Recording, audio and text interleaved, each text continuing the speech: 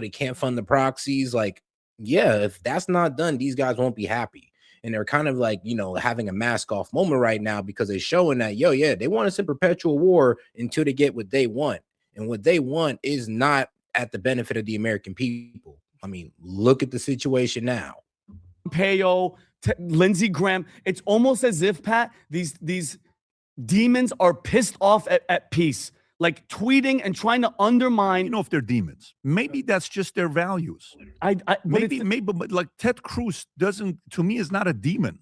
If you're just Ted Cruz he wants this thing to be done. He wants a war. He wants boots on the ground. Yeah, right? he wants people to die. Perfect. No, well, I understand, but to me, there's two different things, Vinny. For us to jump and just say they're demons, I'm going to read the tweet, and I want you to give your opinions on it. Okay, I am deeply concerned about what we are hearing about an Iran deal being pushed by some voices in the administration. President Trump's decision to strike Iran was the most consequential, Okay, he was so right to do so. If the results are that Iranian regime still the Islamist chant to death America, now receiving billions of dollars in rich uranium, all this other stuff, the details are still coming out, and I pray that reports are wrong and that the fact that Biden's Rob Malley is praising the deal is not encouraging. President Trump believes in the peace deal. Okay, so that's what he said. Can you go to Mark Levin? Not Mark. Am I saying his name correctly? Levin. Mark Levin. Yeah. Mark Levin, same. Now, Mark Levin gets very emotional, Vinny, on what he's saying. So I want you to give your thoughts on this. Go ahead, Rob. It was simple. Rob, this regime needs to be defeated. I'll leave it to the. I told you, like I said, is like they don't care about the nuclear enrichment that they've been fear mongering to the boomers for the past month, like what 3-6 months. They don't care, guys. Like what they fear mongered you guys on, why Trump says, oh, Iran can have a nuclear weapon. Look, we're actually getting to that point and they're going like, oh no, this is unacceptable. We got to take care of their proxies. We got to take care of those missiles. Actually, F it. We need the IRGC out of power, aka regime change. These guys, man. Well, guys, and if you ain't like the video, make sure to like the video, guys. Let's see if we can go ahead and get to 20 likes. Appreciate the support. Let's keep it going. Experts to figure out, but there are general things that need to be done. Number one, militarily. Okay, you can pause it there, but he goes into a tweet himself. Julius, don't worry about it. We'll deal with it afterwards. I'm good with it. And what does he say exactly? So he's saying this regime needs to be defeated because it's, you know, it's killing its own people, all the other stuff. For sure. I agree with that the regime is a bad regime. So, Vinny, I want to come back to you. Yeah. To automatically say, I don't think, you know, I disagree with Tucker. I don't think he's a demon. I disagree with a lot of things that some of these other guys say. I don't think they're demons. I don't think Mark Levin is a demon. Yeah. I just think he's a pro-Israel first type of a guy. And that's his position. You know, a lot like we got a message from a guy this weekend who's a Muslim. Can't believe you're doing this, Vinny. It's because of you that the shooting happened. You're the one that's what? Do you think he's a demon? Do you think that guy's a demon? I don't think he's necessarily a demon, Pat, but you know, I'm actually happy he got a little bit of heat about that because no, let's keep it a buck here. PBD, like that anti-Muslim rhetoric that these guys have, having all the anti-Muslims the guys on here to pretty much like, I'm being like demonize, bastardize Islam, take scriptures out of context. Bro, they've had all the guys who pretty much bastardize Islam on their pen, on their channel, or do one-on-one interviews. Then Vinny, Adam, and PBD sit there and go on there and say, oh, Muhammad's a pedophile, this, that, and the third. And I'm just like, you guys added to this. Like, yeah, that mosque shooting, I'm gonna be real with you. You guys are one of the biggest channels in conservative media, and you guys spew that same hatred, that same vile shit that Laura Loomer spews on Twitter. But guess what? You guys are a way bigger platform, and you guys be saying the same ish. So I'm kind of glad they spoke on it and they said, oh, no, extremism is bad on both sides. But let's be real. You be spewing that same rhetoric that the extremists be spewing, like it or not. What is his soul captured by and who is he answering Not to? the one you and I are free on. 100%. But guess what? That's his choice. Very true. But That's his choice. But I think you are serving something big.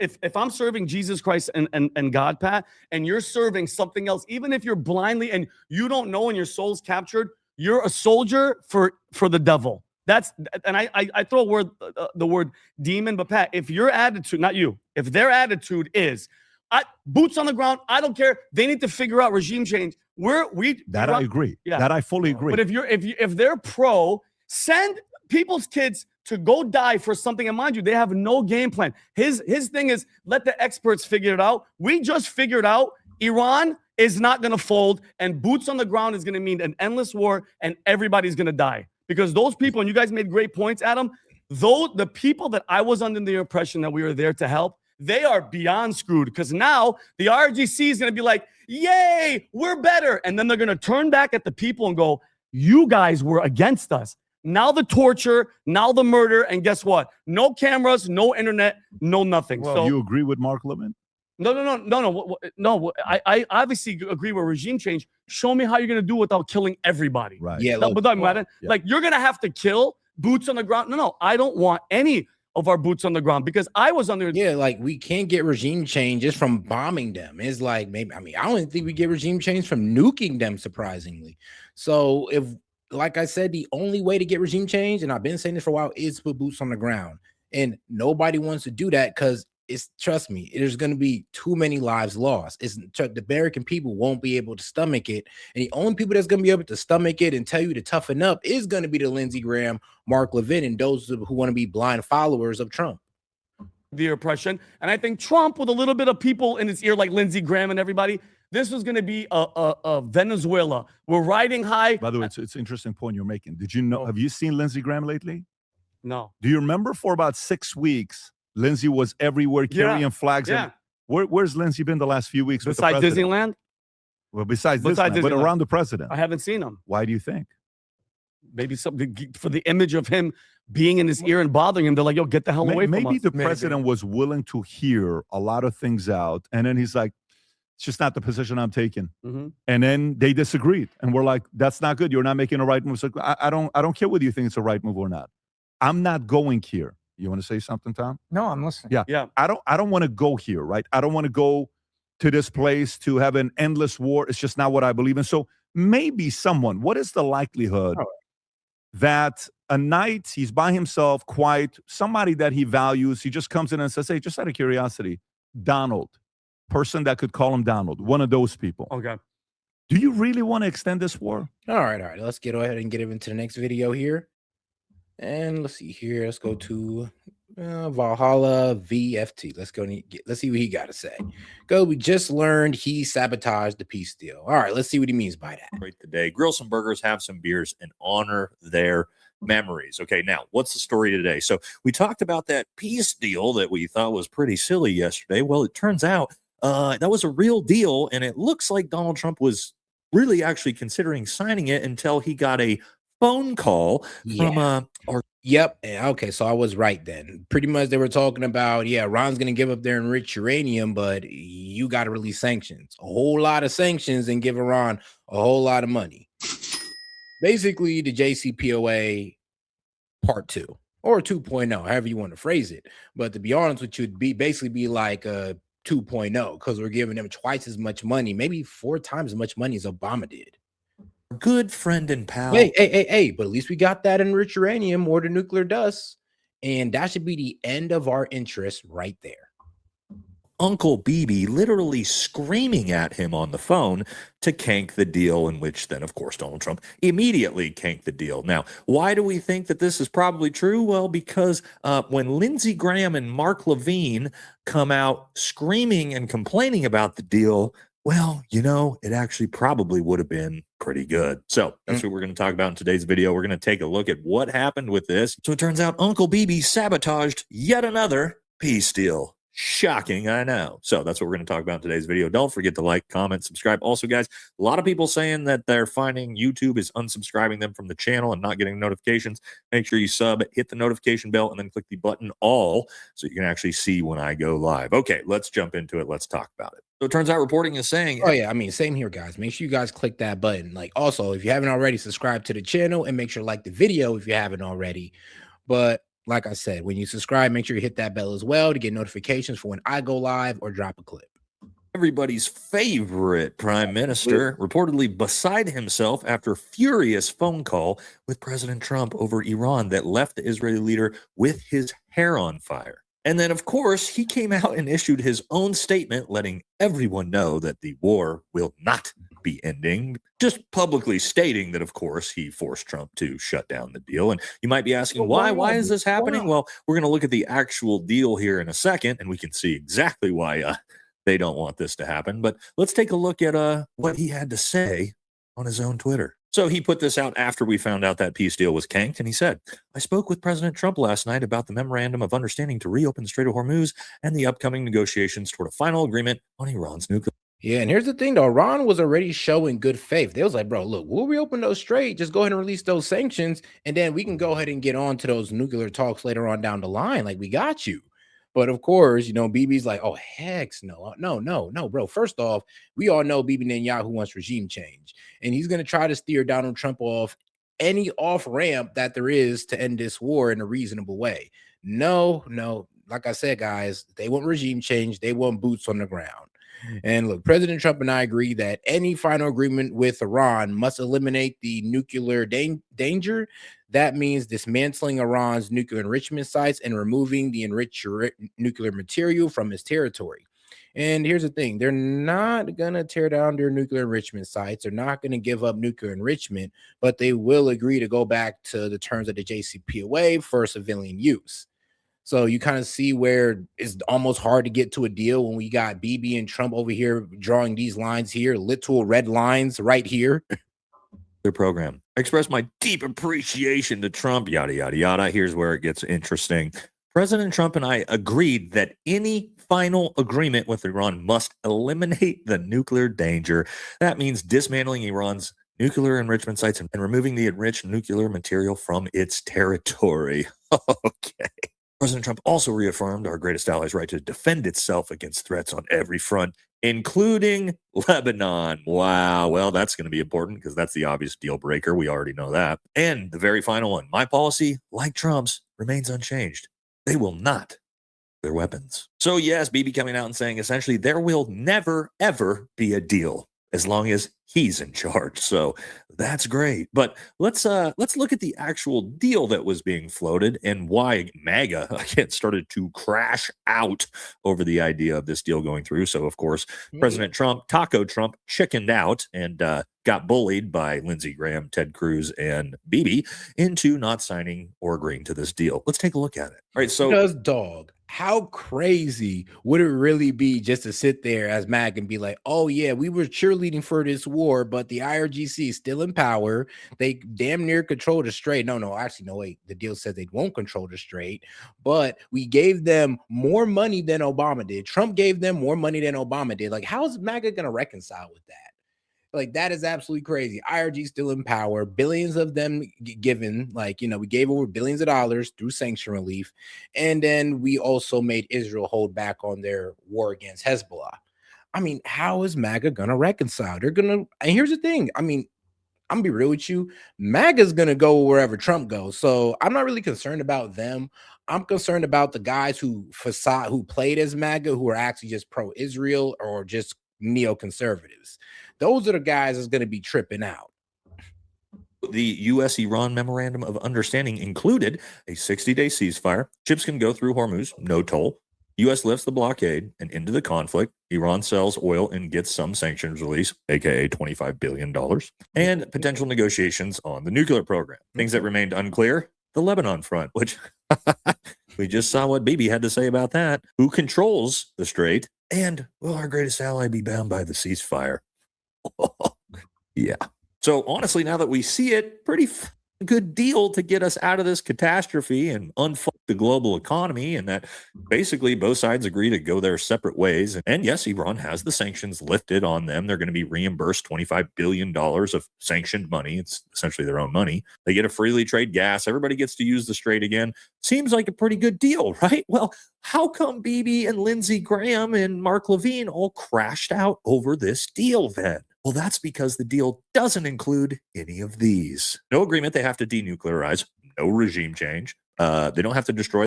I'm weak. Yeah, if you're Iran regime and above goes through, it's a very good bargain. Remember, war objectives were at the start. So here the word denuclearization, which I'm be real with you, that wouldn't be achieved through this deal. It would just mean that, all right, look, you guys are going to give up that 6% enrichment, and then we'll talk about, you guys enrichment limitations further down the line.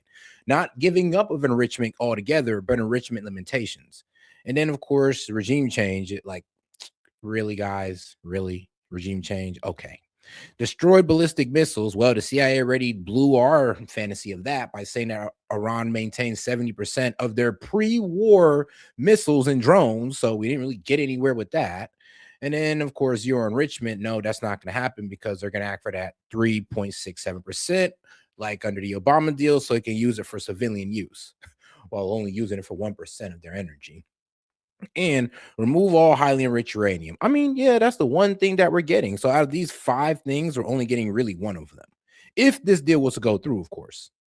The ballistic missile program, they don't have to achieve zero enrichment, nor do they have to give up any of their highly enriched uranium. So why do they hate that deal? Well, because essentially it leaves Iran stronger than where we started in this conflict. All the sanctions are going to be relieved off of them. They're going to be reimbursed their money. They don't have to give up anything. The regime stays in power. Great deal for Iran. And honestly, at this point, sadly, kind of the best deal for the United States too, because we're not going to achieve any of those things on the list without a massive full-scale ground invasion where we probably sacrifice 100 to 200,000 American lives lost. Get ready for that for the next Memorial Day. So yes, now we understand that it actually looked like a pretty good fucking deal for everybody. And that's, of course, why MAGA and Bibi had to shut it down.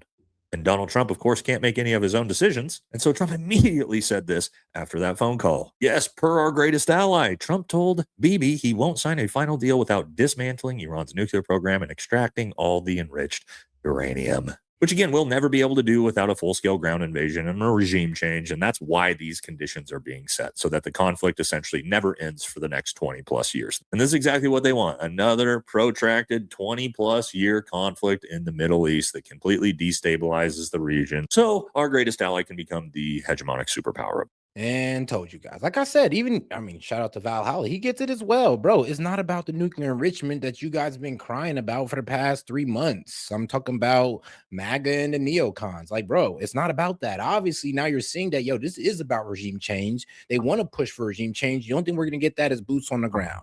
And I'm not saying that the end conclusion is boots on the ground. I'm just telling you where their interests lie at. And it's not where your interests lie at. The region. Great. Nice. Hopefully America will use another $10 trillion to achieve that for them. Now, this was yesterday's whiplash because we're getting used to this. All right, so 7 a.m., we're about to sign a deal. Great. 2 hours later, we're going to blow up Iran. 3 hours later, Iran can become a great nation again. Reopen the Strait of Hormuz. Then he gets a call from Bibi and decides at 4 p.m., no uranium, deal off. And again, we should talk about who was against this deal because, of course, it's the usual suspects. So breaking, our greatest ally officials, influencers, and media, Lindsey Graham, Mike Pompeo, and Mark Levine are all advising Trump not to take the current deal. And with a nice little Seinfeld meme here, the fact that you oppose this makes me think I'm onto something. And of course, let's see them all crashing out about this deal. Mark Levine says, you don't sideline an ally who fought alongside a major military operation. Well, they didn't fight alongside us. We've been fighting. Not really, actually. Let me be real with you. Israel already told us that they're limiting their strikes in Iran while they up their strikes in Lebanon. So they're not really putting in the equal force that we've put into Iran. And that's what pissed off a lot of people. And actually, like, Israel was barely able to defend themselves. We had to go over there and intercept some of those missiles that Iran threw at Israel for them. So I'm sorry, but yeah, you're an ally, but you kind of walked in there like our little brother that we got to take care of. It for them. They've been busy in Lebanon, Gaza, and the West Bank. So, okay, Mark, either this is just another long list of smears against Bibi, who the reputable New York Times and Jerusalem Post despise, or a very big strategic mistake. All right, and Lady G had this to say. If a deal is struck to end the conflict because it's believed that the Strait of Hormuz cannot be protected and Iran still possesses the capability to destroy major Gulf oil infrastructure, then Iran will be perceived as being a dominant force requiring a diplomatic solution. Yes, Lady G, that is apparently where we're at right now. Nah, that is crazy. He said no, anything but diplomacy. No, like what you mean, bro? We need to destroy Iran. The IRGC must go. Diplomacy? No, I'm melting at this word. Oh my god. Damn, every neocon in Washington right now melting at the word of diplomacy. No, peace, tranquility. No. And then says this combination of Iran being perceived as having the ability to terrorize the Strait in perpetuity and the ability to inflict massive damage to Gulf oil infrastructure, because, yeah, they were doing that before this war started. Don't remember that. Is a major shift of the balance and power in the region. And here it comes. And over time will be a nightmare. Greatest ally. Oh, no. Yes, speak.